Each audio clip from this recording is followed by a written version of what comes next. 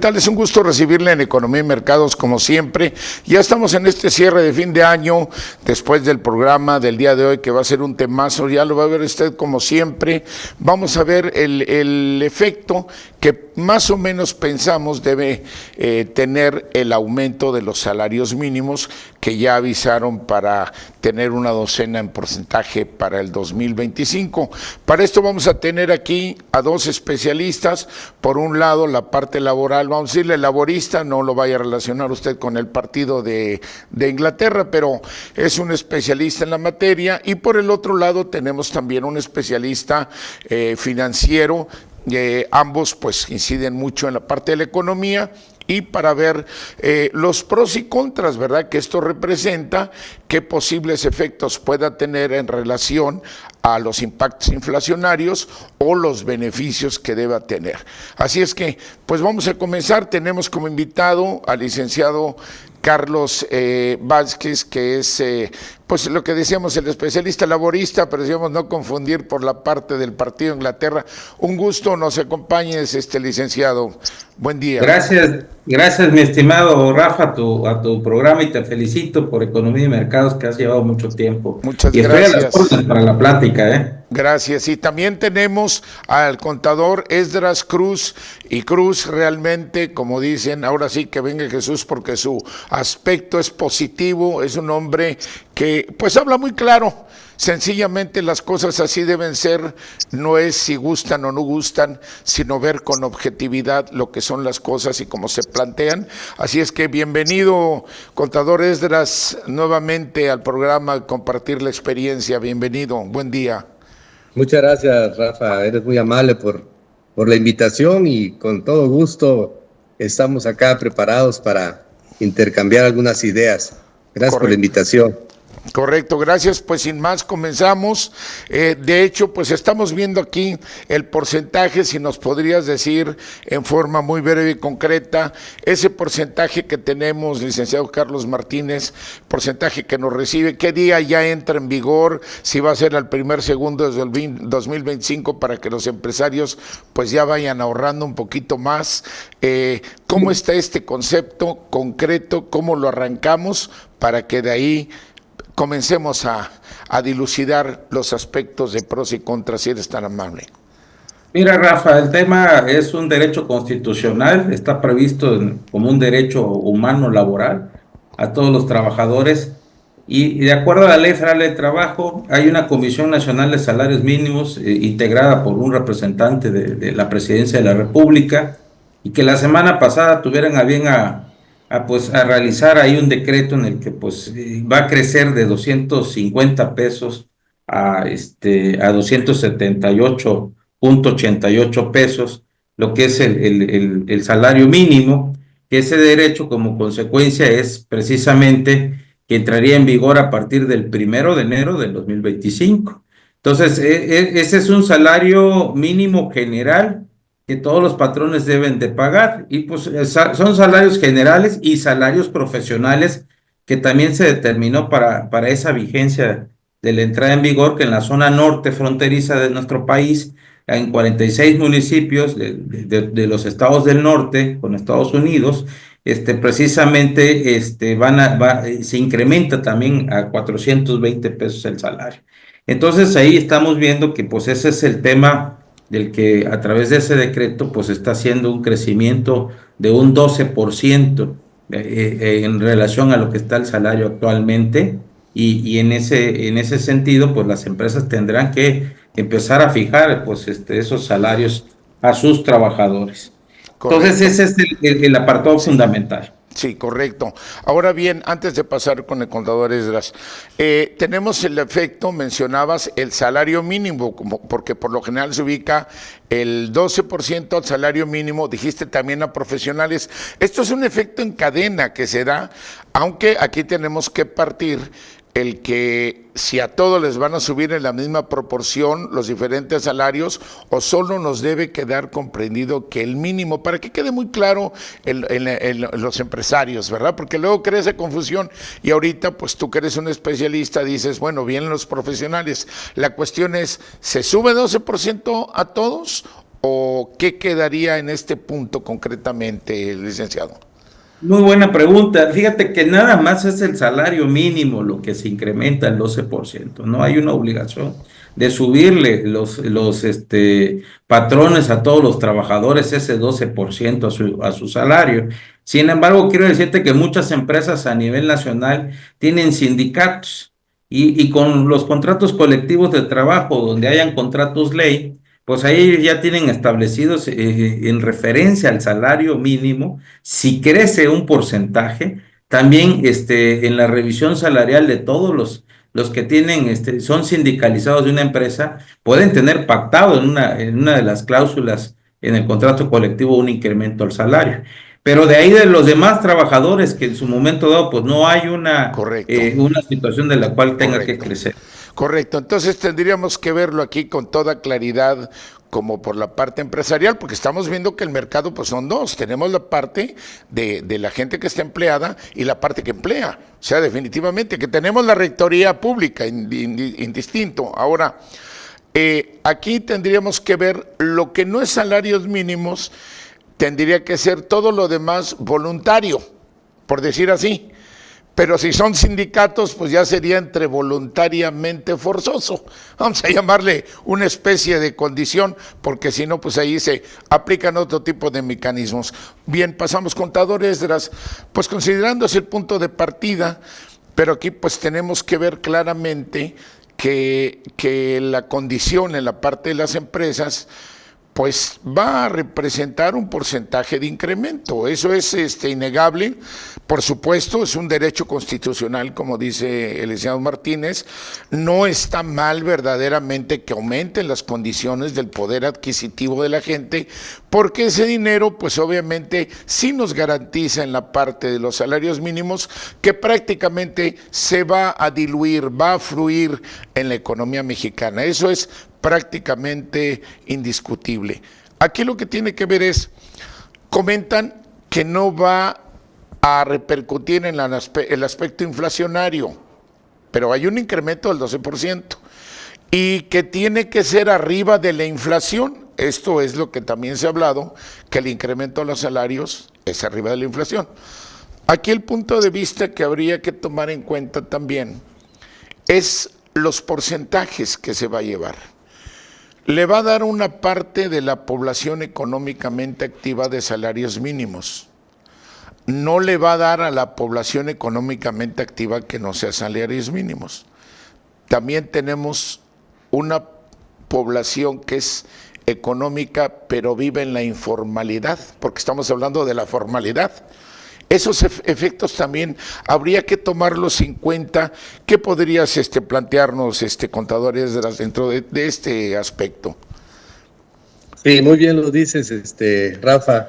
Efectivamente, el efecto se debe de empezar a manejar como de una manera estadística. Ejemplo, comentas el tema de la población económicamente activa. En realidad, de acuerdo con INEGI, el último conteo son 59 millones de la población económicamente activa. De esos 32 millones están en el sector informal y 27 millones en el sector formal. De ese sector formal estamos hablando, ¿no?, que se les aplicará el 12% de incremento a sus salarios de acuerdo con la presidenta. No es un dato oficial, particularmente de un instituto oficial. Solo le afectarán a 8.5 millones de personas de ese monto total de 59 millones de la población económicamente activa. Entonces, digamos que es un número reducido a los que les tendrá esta afectación o este beneficio, ¿no?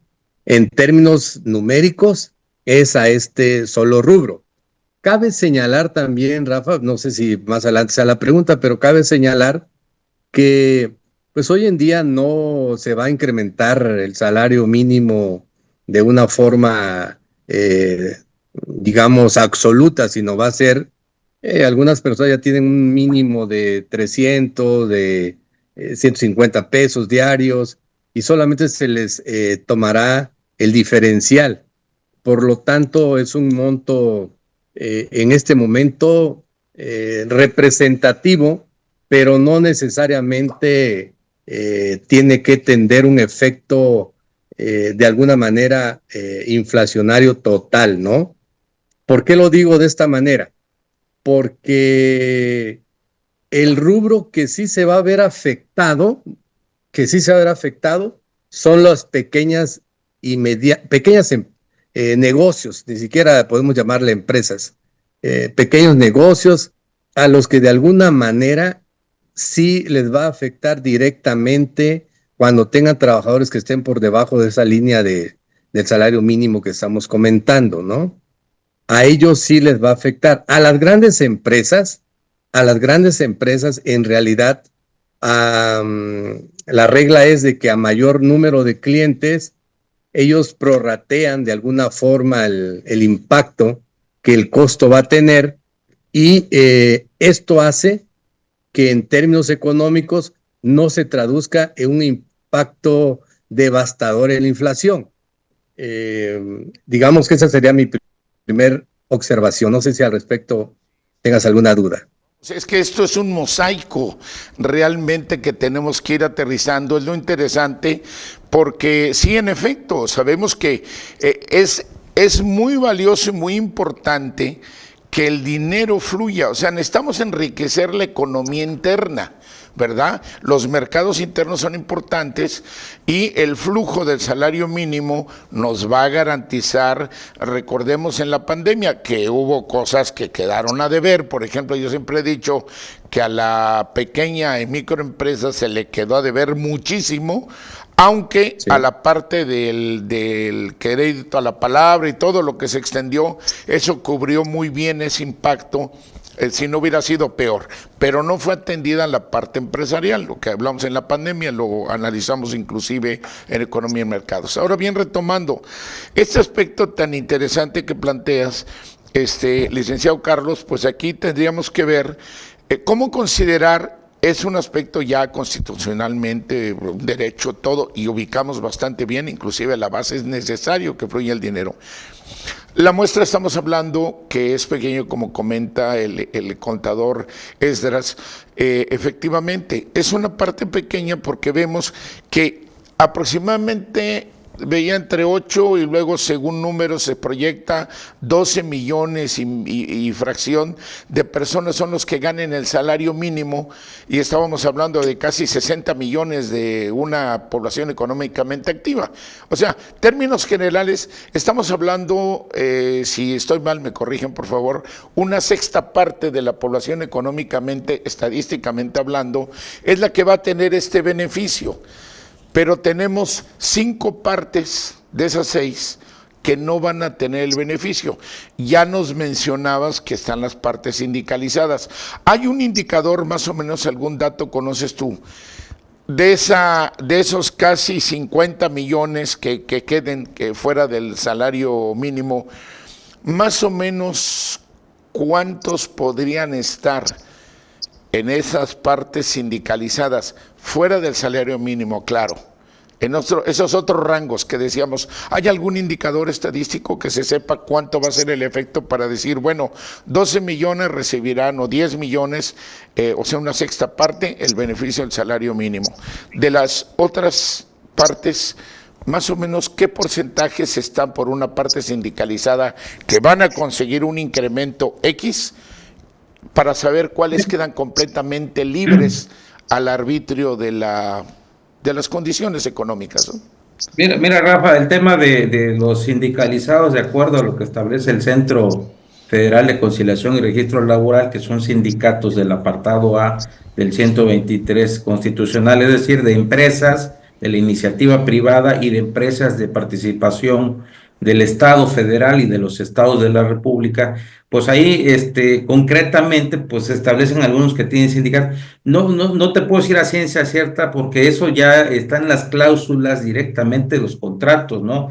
Y respecto a esa celebración de los contratos, pues sí, lo que te puedo comentar es que todos los estados de la República tienen en un aproximado de más de 20,000 sindicatos, de los cuales legitimaron contratos colectivos de trabajo con la reforma laboral del 2019. Entonces, no todos los sindicatos que existían antes de esa reforma laboral pudieron legitimar sus contratos. Sin embargo, sí te puedo decir, bueno, las grandes empresas y las que han formalizado, como bien lo decía el maestro Esdras, pues es importante observar que la formalización en el empleo pues ha sido paulatinamente, poco a poco en ascenso. Entonces, el tema de esos trabajadores, pues te hablo, inclusive aquí en el estado de Chiapas, pues tenemos sindicatos básicamente de organismos públicos descentralizados. En la parte del norte del país, pues habrán algunos sindicatos de algunas empresas transnacionales y empresas mexicanas en las cuales hayan podido celebrar el tema. Pero fíjate que lo importante de esto, del efecto que se va a tener, es que a la par también las empresas tienen que empezar a pensar con este incremento al salario, el tema de lo que todavía está por promulgarse y publicarse en el Diario Oficial de la Federación, que es el aguinaldo. El tema del aguinaldo de 15, cuando menos 15 días a 30, pues bueno, habrán empresas que ya por contrato colectivo ya les dan 30 días de salario a sus trabajadores sindicalizados, pero hay empresas de las cuales, como decía el contador Edras, pues realmente no están todavía muchos ni formalizados en el empleo, no tienen seguro social algunos trabajadores, ni Infonavit, y mucho menos han estado pensando pues en el incremento del salario. Creo que esto va a ser muy importante por el tema también de lo que dice la Constitución. Te vuelvo a repetir, ahí en el artículo 123, apartado A, fracción sexta, párrafo segundo, establece que el salario mínimo va a alcanzar para un jefe de familia para el pago de la canasta básica. Entonces, esta parte, por el coefecto del incremento del salario, hay que ver los productos de la canasta básica a que no tiendan, ¿verdad? Porque por lógica todo el mundo dice, si crece el salario, también la inflación va para arriba. Recordemos que este año hubo una reforma en ese sentido para que los productos de la canasta básica no puedan dar una inflación en el que el jefe de familia pueda tener, ¿verdad? Ese tipo de problemas en cuanto al sustento del pago de la canasta básica familiar. Correcto. Contador Esdras, considerando, porque sabemos que el marco legal pues es indiscutible, como nos lo va marcando el licenciado Carlos Vázquez, y tenemos que medir por el otro lado qué nos sucede en la realidad. Es muy obvio que necesitamos seguir incrementando los salarios, por supuesto, la condición de derrama en el país, pero no lo podemos tratar como un elemento aislado. Esto viene por parte de un contratante, que como todo, hay malos, hay buenos. Igual en la parte de empleados, hablemos las cosas claras, hay malos y hay buenos. O sea, también hay gente que trata de abusar de las bondades de la ley laboral también para aprovecharse de empresas, que es algo muy claro. Igual también empresarios que pues no se compran en eso. Pero vamos a ponerlo en aristas, vamos a ponerlos en puntos que no son la representatividad general. Lo que tenemos que ver es realmente tiene todas las condiciones la planta productiva, porque si hablamos de la gran empresa, no se diga la parte pública, como bien mencionaba por la cuestión sindical el licenciado Vázquez. Si entendemos Pemex, Comisión Federal, ya no se diga, ¿verdad? Todas esas partes. Pero hablemos de la empresa privada, ok, si vemos la inversión extranjera directa, pues ellos no tienen problemas, traen billete verde y billete azul, valen 20 veces más.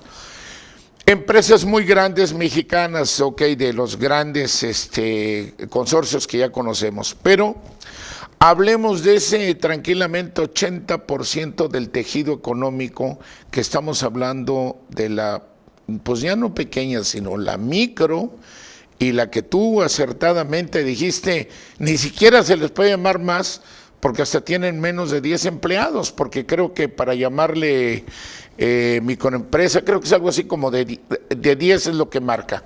Pero correcto, tenemos un mosaico, estoy hablando de un 80% y creo que todavía me falta un rango más, pero para ser preciso, 80% de una empresa que tendrán las condiciones, a diferencia de la gran empresa extranjera o nacional, nacional privada y nacional pública, tendrá ese grueso de la planta productiva, vamos a llamarle del tejido económico, tendrá la capacidad para poder atender ese 12% de incremento, o esos incrementos van a ir minando esa posibilidad de ese tejido empresarial. ¿Cómo lo ves tú desde tu forma estudiosa de la economía y de las finanzas, ¿verdad?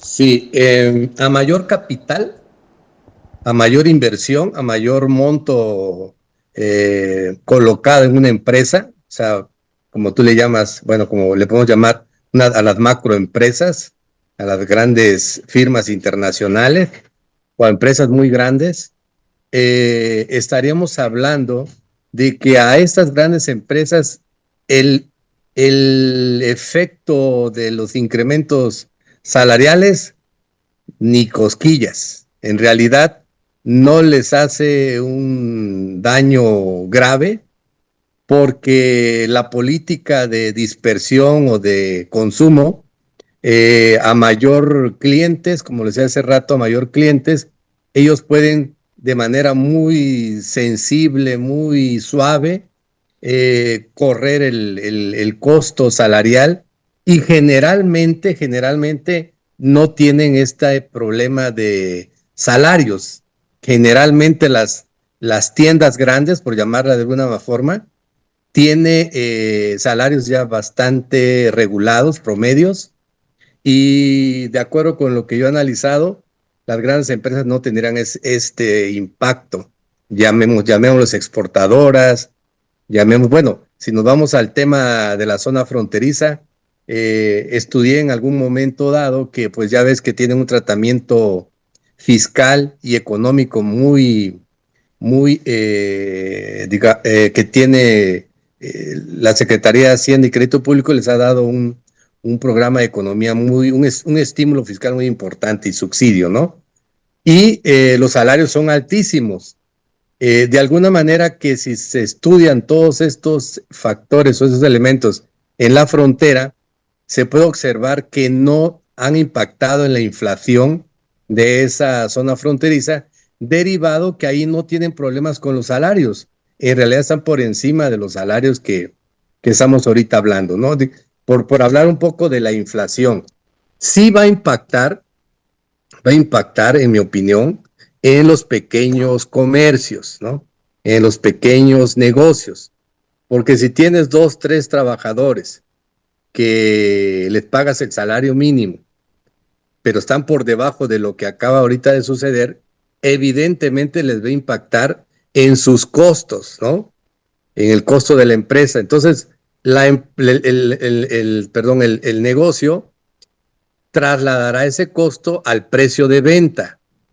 El consumidor, en el momento en que va a buscar ese tipo de producto, pues observará que se está impactado por el costo laboral.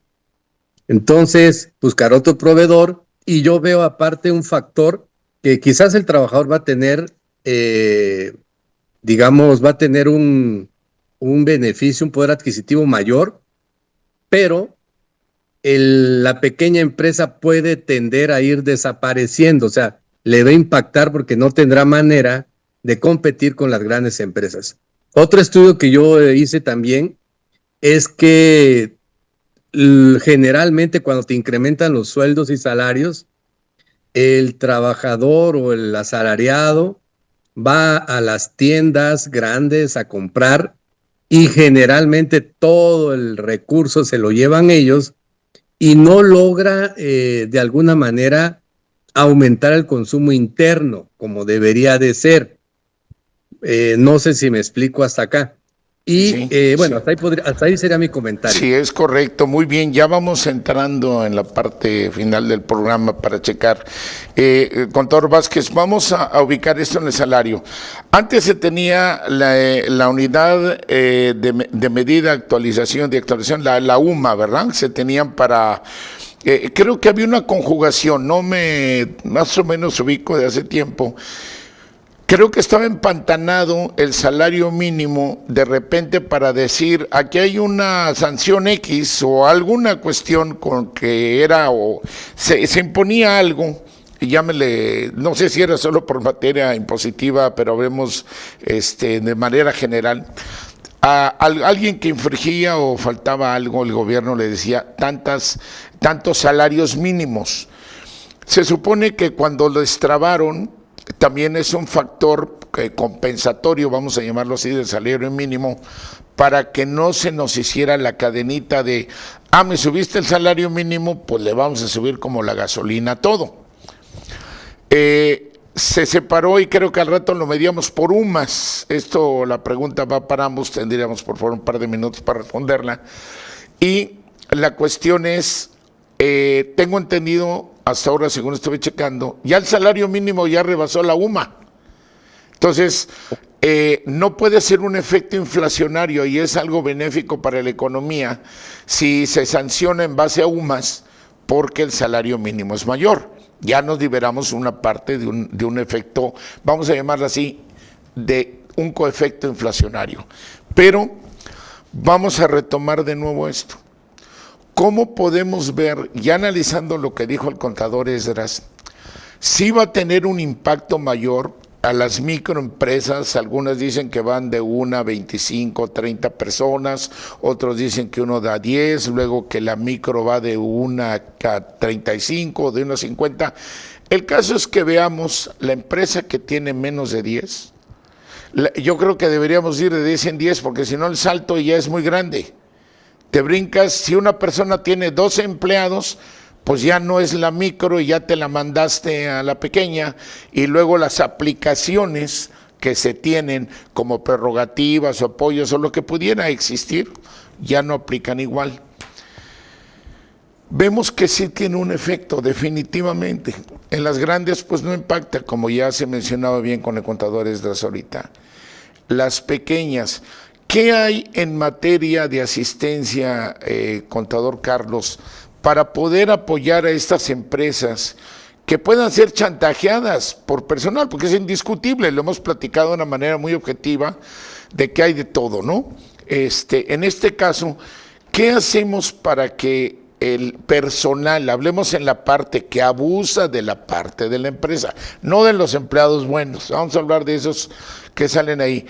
¿Qué tiene contemplada la ley para que ese impacto que se trata de hacer para que las empresas contribuyan a un incremento salarial en materia laboral se vean protegidas? ¿Qué podríamos decirle a estos pequeños empresarios, sobre todo aquí en Chiapas, contador Carlos, para que el impacto sea favorable y no negativo? Fíjate, Rafa, que la UMA, que es la Unidad de Medida y Actualización, nace precisamente por ese estancamiento que México tuvo en sus políticas públicas, en el crecimiento del salario. Recordemos históricamente, ¿no? Desde el sexenio de Vicente Fox en el año 2000, pues cómo fue incrementando el salario. Inicia con un salario de 45.24 pesos al día, salario mínimo, y culmina su sexenio con 47.80. Entonces, vean ustedes ahí que pues fue muy poco el incremento al salario mínimo, no se daba. Y el salario mínimo debe crecer de acuerdo a lo que es el tema de la productividad y competitividad de las empresas.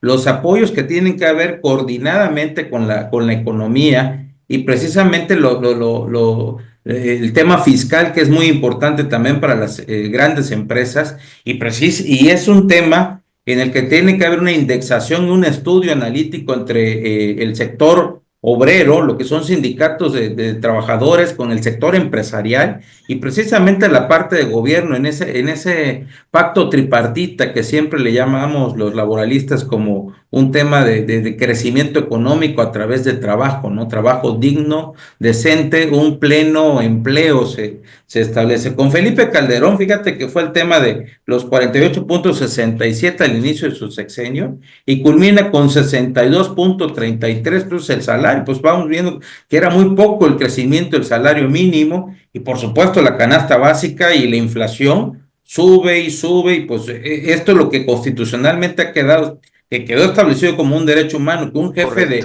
de familia tuviera esa ganancia, pues Sí, fíjate que no va a crecer. Y la UMA nace por eso, Rafa. correcto. Nace precisamente porque el salario Lo, se quedó estancado. Exactamente, lo desvincula y por eso nos vemos favorecidos que no haya un impacto inflacionario. Eso lo sabemos por la parte de la UMA. Y hoy vemos que el valor del salario mínimo, no sé cuántas veces sea superior, pero ya lo rebasó más de una o una y media veces fácilmente, ¿no? En 24, ya no se diga en 25, no sé cómo vaya a quedar. Ahora bien, contadores, vamos ahí, nos quedan unos 5 minutos de programa. Queremos ubicar esto para compartirlo. Ya vimos todas estas cuestiones en la manera macro de nuestro México, pero como siempre decimos, México es un mosaico, es heterogéneo. Estas condiciones de impacto no van a ser igual en Chihuahua, en Sonora, ahorita que viene ese gran auge, ¿verdad? Para las fábricas, de tantas ellas, entre las cuales van las baterías de litio por materia prima in situ. Nuevo León, que lo sabemos por excelencia, el desarrollo de Querétaro, Puebla mismo que va con ese auge, va reenfocando, o la parte de la zona de Sagún, el propio Hidalgo que comienza ahorita vamos a decirle, a reverdecer ese campo de inversiones, pero también podemos ver Querétaro y podemos ver Yucatán, que ya han desarrollado un nivel mejor porque han cuidado su planta productiva. Chiapas, entre otros, pues vamos a hablar ahora de nuestro Chiapas, aprovechemos aquí nuestros especialistas. Todo esto que estamos hablando prácticamente no aterriza en Chiapas igual. No entra en el mismo factor ni para la macro, porque aquí la macro van a ser las públicas. Pemex, Comisión Federal van a ser las que predominen. Y de ahí en fuera, bueno, pues podríamos hablar Tercel o algo, pero no se traducen en un beneficio realmente del Producto Interno Bruto de Chiapas. Aquí también podemos mencionar otra cuestión. Ya veíamos ahorita, y bien lo enfatizaba el licenciado Vázquez, por la diferencia del salario de la frontera, que es bastante más que, no sé, por decir 7,500 contra 12,500, por hablar así, ¿no? Vamos a hablar que 5,000 pesos de diferencia. Sí. Pero en la norte nos falta que el sur, aterrizando, que la frontera sur, por eso decimos, hoy tiene que ser un tiempo que pidamos lo homogéneo. Estamos esperando que ahorita va a haber una apretadita más ya con este nuevo gobierno, que así lo sentimos, para que a la frontera sur pues también se le homologue. Está bien que nos digan que es Guatemala y no Estados Unidos, pero no importa, debemos tener prerrogativas. Viene un programa muy interesante, lo importante es no dejarlo pasar y hoy sumarnos a que salga, porque está trazadísima nuestra frontera verdaderamente, y aquí tendría que ver la pregunta, por favor, para los dos, y darle 2 minutos, de este planteamiento. Estos incrementos al salario mínimo al día de hoy, en relación a la realidad de nuestra planta productiva en Chiapas, ¿resulta que lo afecta o lo beneficia? 2 minutos, licenciado Carlos, para concluir en esta salida del programa. Rafa, creo que en el tema principal, creo que queda claro que las pequeñas y medianas empresas son las que van a tener ese problema para la afectación de poder pagar el salario. Las demás empresas que tengan los recursos considero que van a salir avante, y el tema aquí es que Chiapas juega un papel muy importante por toda esa transición de personas migrantes, y que en su momento dado, pues también algunas empresas, sobre todo pues en gobiernos municipales, he visto que pues han tenido inclusive a emplearlos. Creo que sí va a ser un reto mayúsculo, un reto muy importante, pero ahora con lo que ha anunciado la presidenta Claudia Sheinbaum, ¿no? Que Tapachula será una de las partes económicas más importantes del país para el crecimiento, y ahora con el nuevo gobernador Eduardo Ramírez, pues creo que va a impulsar ese tema de la economía en Tapachula. Esperemos que ese reto pues se pueda cumplir a corto plazo. Correcto. Contador Esdras, de este panorama a Chiapas, ¿le afecta más o le beneficia también en base a su realidad como un México heterogéneo? Sí, en base a su realidad sin duda le va a afectar. Entre Chiapas y Oaxaca son los estados de mayor pobreza laboral, por lo tanto sin duda va a ser afectado. Su economía informal de Chiapas es un 70-80%, por lo tanto evidentemente sí pueden tener implicaciones, ¿no? No creo que lamentablemente sea para los pequeños comerciantes, los patrones, los dueños, se van a ver en apuros y seguramente van a trasladar esos costos a sus precios de venta, por un lado. Por el otro lado, no quiero dejar de pasar esto, Rafa, decirte que independientemente de esto hubiera sido también un poquito de mayor beneficio si las tablas de ISR y las cuotas las cosas al IMSS se hubiesen modificado y se hubieran ajustado para tal efecto que este diferencial o este incremento del salario no cause impuestos. De acuerdo con la tabla de impuesto a la renta, este monto que se va a incrementar o se va a adicionar generará un impuesto a la remuneración, y las cuotas obreros patronales, por lo que corresponde al trabajador, también se van a ver impactados con una cuota mayor.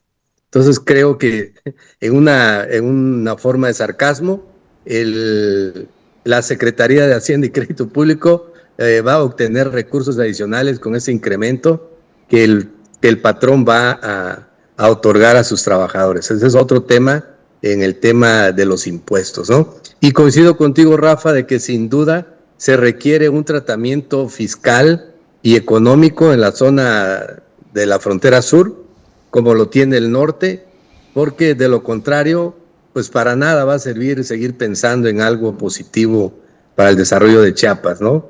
Se requiere el mismo trato, precios diferenciados en la gasolina, impuesto del valor agregado disminuido, impuesto a la renta igual. Eso es lo correcto que debería de tener más impacto para nuestro estado. Correcto, muchas gracias. Bien, pues llegamos a la parte final del programa. De hecho, pues quisiera pedirles en 30 segundos algo que se me haya pasado, preguntarles y que deseen plantear en base al tema, licenciado Carlos. Sí, Rafa, nada más agradecerte la invitación y pues decirte que creo que Chiapas puede crecer con esas propuestas de políticas públicas que trae el gobernador Eduardo Ramírez y conjuntamente con la federación, pues con esos temas de modificaciones fiscales, exenciones o bajar impuestos a la zona fronteriza sur, que es de México, y creo que con eso podemos alcanzar esos retos que se ha planteado el gobernador. Correctamente. Contador Esdras, algo que se me haya pasado y desees plantear, por favor. No, creo que está, digamos, justo lo que hemos hablado en referente al impacto, ¿no? del nuevo incremento. Yo agradezco mucho la invitación, Rafa, como siempre.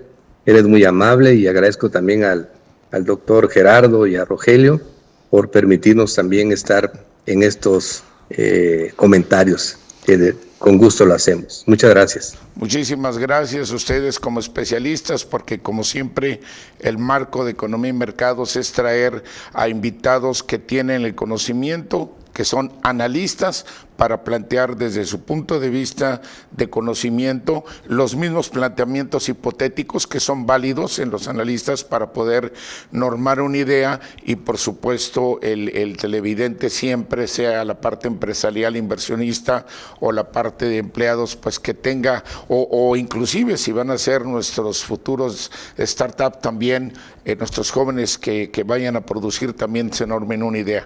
Y como punto de conclusión, considerando el aspecto de nuestros invitados, podríamos decirle a usted que tiene la mejor opinión, el que tenemos que tomar el parámetro como Oaxaca y Chiapas que mencionó el contador Esdras, y decir que Chiapas verdaderamente, que hablando de los dos, pues es el último, ¿verdad?, del deshonroso lugar de bajos niveles, traducido en bajos niveles de bienestar en la calidad de vida. Así que lo que tenemos que ver es, hoy por hoy, coincido muchísimo en lo que señalan ambos invitados, tenemos que ver hoy que comienza una nueva administración que sí enfoca a atender lo que se ha desatendido y ver que la condición de Chiapas no es igual. No podemos estar, como bien lo mencionaron ahorita, la aplicación de Hacienda, la aplicación del Seguro Social. No se le puede exigir lo mismo que una economía desarrollada a la economía menos desarrollada. ¿Por qué? Porque estamos hablando que eso genera, el subdesarrollo tiene una pobreza, es subdesarrollo socioeconómico. Aquí Chiapas debe tener hoy, y qué bueno que ha ofrecido la Presidenta de la República, Claudia Sheinbaum, la necesitamos traducir aquí, tropicalizarlo, y con eso tiene que ver la sinergia de lo que ha marcado el gobernador Eduardo Ramírez, que no dudamos en ese énfasis y que tenemos que estar juntos para jalar. ¿En qué? En que la Federación nos dé realmente subvenciones a las empresas. Porque si estamos hablando de incrementar, tenemos que garantizar esos incrementos que estén de acuerdo y nos ponen como homogéneos al resto del país, exceptando fronteras, pero nosotros tenemos ambas, también somos frontera. Entonces tenemos que llevar esas subvenciones que diga, me tienes que permitir a mí, generador de empleos, que yo pueda enfrentar estas situaciones y pueda crecer para que pueda garantizar a esta gente tenga su trabajo y no lo pierda, o por estos cambios empiece yo a reducir las fuentes de trabajo, que esa es una realidad. Y por el otro aspecto, nuestra frontera sur, que no figura prácticamente para una tarifa especial, mucho menos va a ser como la norte. Tenemos que llevar una condición muy buena, ya se ha planteado que sea exención de impuestos, pero tiene que ir más allá. Tiene que especificarse la exención de impuestos, tiene que ir, por ejemplo, qué subvenciones le van a dar concretamente por las fuentes de empleo generadas, por la inversión de bienes de capital, por la inversión en infraestructura. O sea, una serie de cosas que requiere la industrialización que se ha hablado, y con esto concluimos. Hablar de industrialización es hablar en niveles más altos de la planta productiva, y Chiapas tiene básicamente servicios, así como la mayoría del país. Podemos hablar que el 75% es casi servicios, si habláramos a grosso modo, y el 25% industria. A nivel nacional, a nivel local, estamos que ya sale sobrando casi el porcentaje. La industria es incipiente. Muchísimas gracias. La mejor opinión la tiene usted. Gracias, licenciado Carlos Vázquez. Gracias, contador Esdras. Y a usted por seguirnos. Ya solo queda un programa más para el cierre de este año y luego nos veríamos el 25. Espere usted el cierre del 2024, que es un año verdaderamente inverosímil, socioeconómicamente hablando, a nivel planetario. Lo esperamos en Economía y Mercados. Hasta pronto.